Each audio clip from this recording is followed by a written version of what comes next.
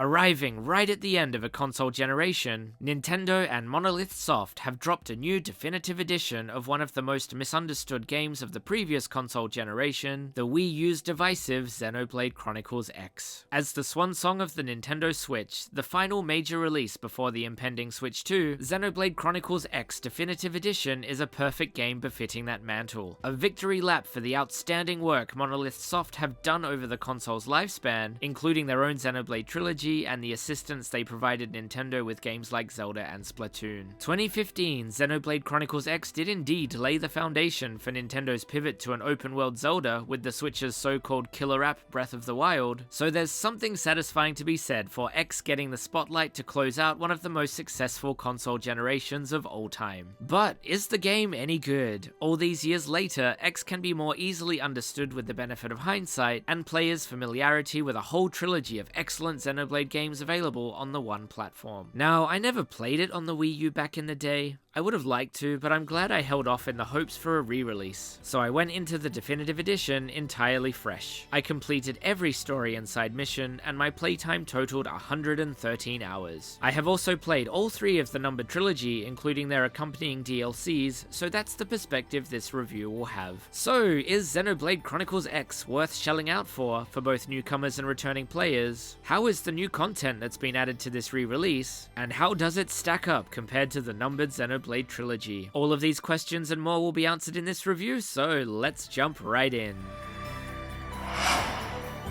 With the planet Earth caught in the crossfire of an alien war and exploded into millions of pieces, the fleeing survivors make their way to the hostile planet Mira to settle and find a new home for humanity. The story setup forms the basis of the gameplay, in which you, the customizable avatar, along with your allies, must explore and tame the huge open world. Your tasks include fending off huge monsters, building relationships with cohabiting alien races, and installing new infrastructure before bigger alien threats re-emerge. I do have a lot to say on the story, especially how it stacks up with other Xenoblade games, as well as the function of Definitive Edition's brand new epilogue, but I'll save that for later in the video. Being the most gameplay-focused Xenoblade game, I'll start with that. There's no easy way to say this, but the first few hours of Xenoblade Chronicles X are a confusing, cumbersome, difficult nightmare. While I never played it on Wii U back in the day, I had heard friends and acquaintances get frustrated, confused, and annoyed, and just give up after a few hours. While I don't have experience with the original to compare, this frustration is well and truly carried over into the definitive edition. In the first few hours, you are bombarded with text-only tutorials that explain the many complicated systems in this game. If the sheer bombardment weren't enough, the text is painfully small, and I found it difficult to read on both handheld and TV modes. This is exacerbated by the busy, crowded interface which is popping up with hints and achievements, and if you're connected to the internet, what other players who you don't even know are doing. It's an overwhelming, inelegant introduction to a game that, if you stick with it, does become incredibly fun, with a rewarding and satisfying gameplay loop with a few flaws here and there. While in the first few hours, I found myself getting wiped out by low-level enemies. Once I worked out that doing side missions are integral for getting experience, I had an easier time. Unfortunately, I had to consult some online guides to really get a handle on the battle system, as these do a better job of explaining what to do than the in-game guides themselves. The battle system is insanely customizable, perhaps too much for a lot of players. It's quite overwhelming figuring out how to maximize your gear, moves, skills, and so on, so I can really understand why some players would be put off by this. It's a lot to take in, and I certainly would not recommend X for those unfamiliar with a lot of RPGs or even the Xenoblade series itself. While the battle system is quite similar to Xenoblade 1, the difficulty is higher and the systems are more complicated, but once you figure them out, it becomes a great time. Made even better by X's selling point, right there on the box art, the mech suits, known as Skells. You don't get these until like 30 hours in, and they aren't even able to fly until like 50 hours in. I'm sure a lot of reviewers complain it takes way too long to get to them, but I found it necessary to build up to them first. If the on-foot battle system wasn't complicated enough, you have to learn how to use and customize the once again insanely customizable Skells. So I think the wait to get them is not only worth it, but necessary. Finally, once you've figured out the two battle systems and how to handle everything else going going on, Xenoblade X starts to be one of the most enjoyable open world games I've ever played. I was incredibly motivated to work through each and every side mission, not only for the lore they provide, but thanks to their generally short length. In this sense, X makes sense as a handheld game, as most of these side missions, which are usually just go here and kill this monster, or go here and find this thing and bring it back, can usually be knocked out in 10 to 15 minutes each, perfect for playing on the go. I would often do a quest or two on the train to and from work,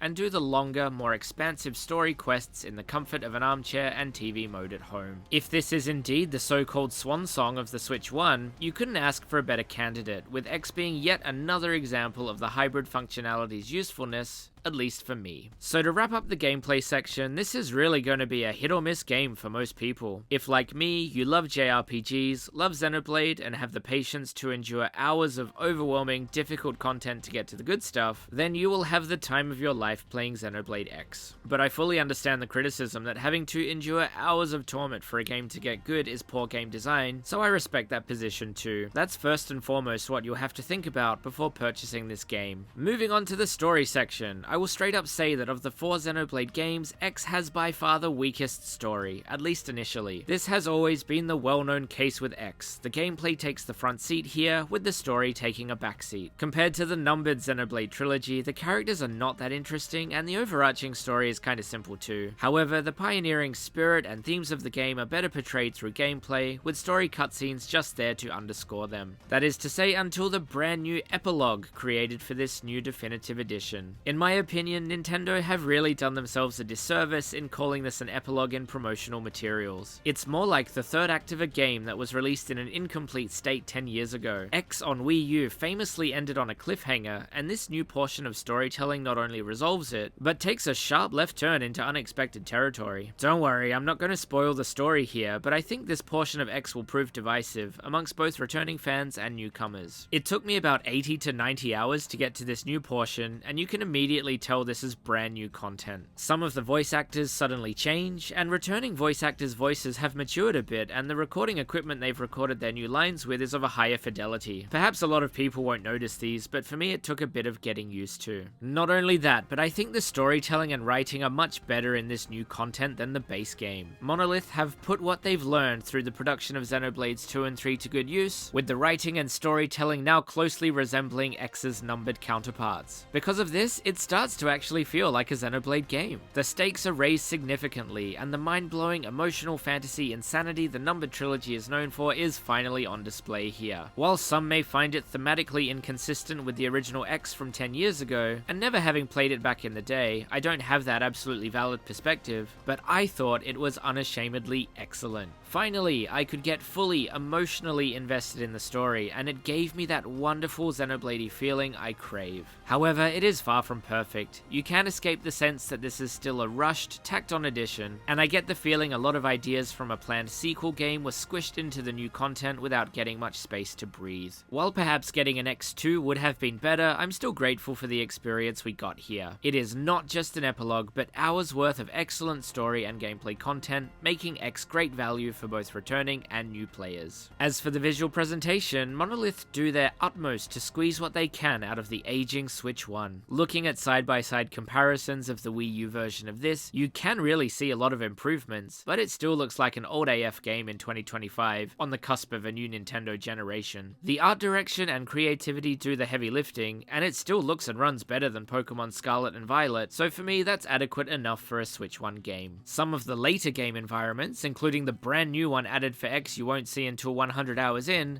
look absolutely excellent for what they are. The alien continent of Sylvalum with its floating orbs and auroras in the sky, and Kuldros with its lava plumes and industrial machines are unlike any other, and accompanied by excellent music, they give you that Xenoblade-y sense of awe you won't find in any other series. But on the subject of music, eesh, what a mixed bag. The field themes are excellent, turning a corner and suddenly finding an aurora in the sky accompanied by that beautiful, moody, atmospheric music is just lovely, but the vocal themes in this game, man, they suck for the most part. The hub city of New Los Angeles has some of the most grating, worst music I've ever heard in a game, far below the standard this series is known for. Incorporating a noisy snare drum, beatboxing, and terrible lyrics makes for an unfortunate tune you have to hear a lot through the game.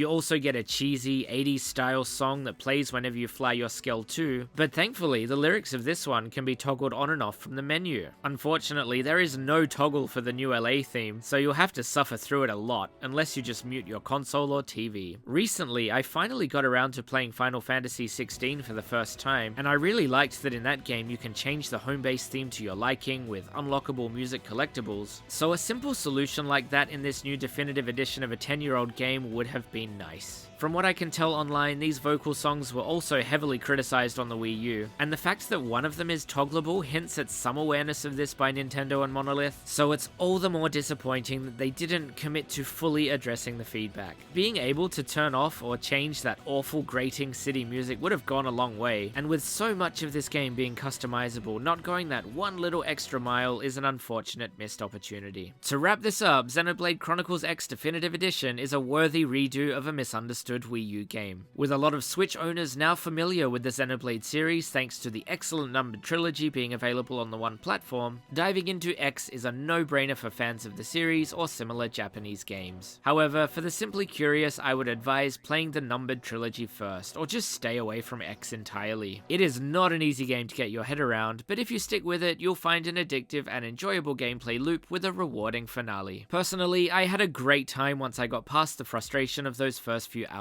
I'm so proud to say that I have now finally completed all 4 Xenoblade games, having soaked in and enjoyed hundreds of hours of Monolith Soft's sheer ingenuity. As a capstone for the Switch generation, the developers really do deserve their flowers, with their decade-old underplayed masterpiece Xenoblade Chronicles X resurrected from its grave on Wii U and finally getting its time in the sun. I absolutely cannot wait to see what they do next on the Switch too. Until then, make sure you've played the Xenoblade trilogy first and play X last of all. Thanks for watching till the end. What did you think of Xenoblade X? Whether you've played it or are still holding off, let me know down below. With the Switch 2 on the way, I can't wait to get this channel back into high gear and review some of its upcoming releases, so make sure to subscribe if you're curious to hear what I have to say. And if you're returning to this channel, you might have noticed I'm trying a faceless, audio-only format, so let me know if it works for you or not down in the comments. Anyway, thanks for watching as always, and I'll see you next time.